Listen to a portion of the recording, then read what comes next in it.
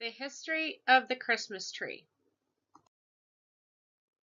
Long before the advent of Christianity, plants and trees that remain green all year had a special meaning for people in the winter. Just as people today decorate their homes during the festive season with pine, spruce, and fir trees, ancient peoples hung evergreen boughs over their doors and windows.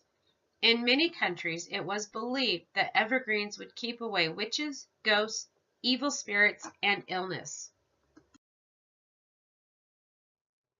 In the Northern Hemisphere, the shortest day and longest night of the year falls on December 21st or 22nd and is called the winter solstice.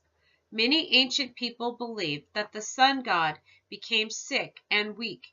They celebrated the solstice because it meant that at last the sun god would begin to get well. Evergreen boughs reminded them of all the green plants that would grow again when the sun god was strong and summer would return.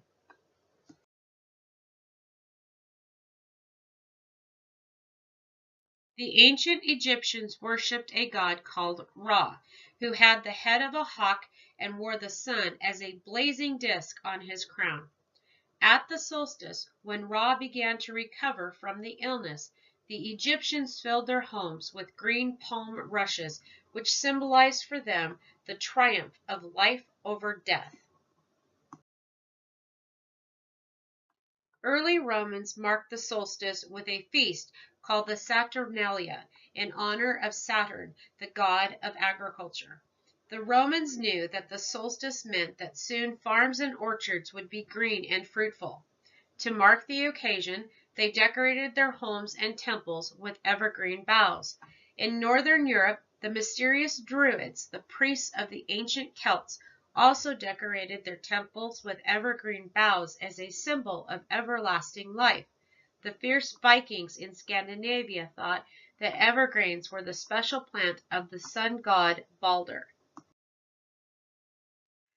Germany is credited with starting the Christmas tree tradition as we now know it in the 16th century when devout Christians brought decorated trees into their homes. Some built Christmas pyramids of wood and decorated them with evergreens and candles. It is a widely held belief that Martin Luther, the 16th century Protestant reformer, first added lighted candles to a tree. Walking toward his home one winter evening, composing a sermon, he was awed by the brilliance of stars twinkling amidst the evergreens. To recapture the scene for family, he erected a tree in the main room and wired its branches with lighted candles.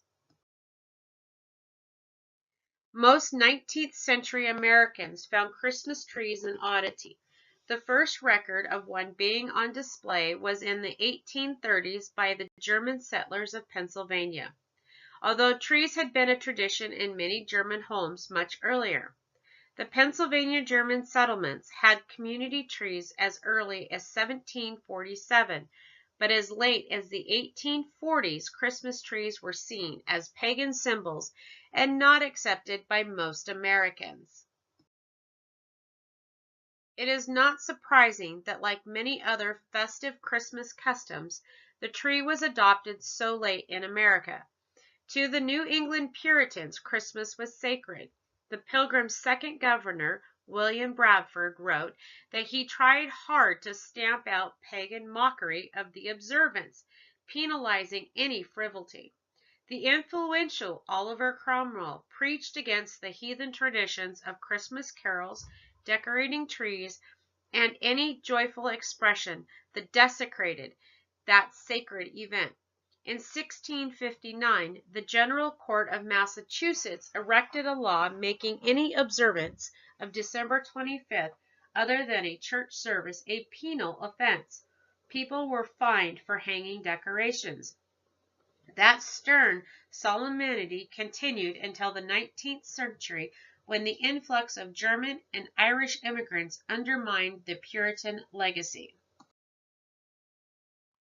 In 1846, the popular royals, Queen Victoria and her German Prince Albert, were sketched in the Illustrated London News standing with their children around a Christmas tree.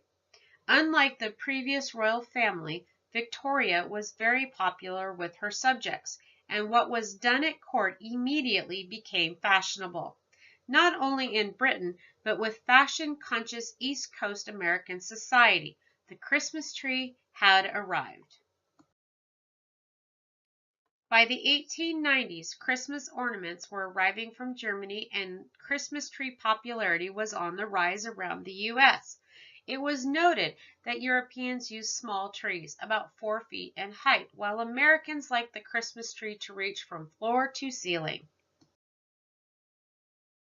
The early 20th century saw Americans decorating their trees mainly with homemade ornaments, while the German-American sect continued to use apples, nuts, and marzipan cookies.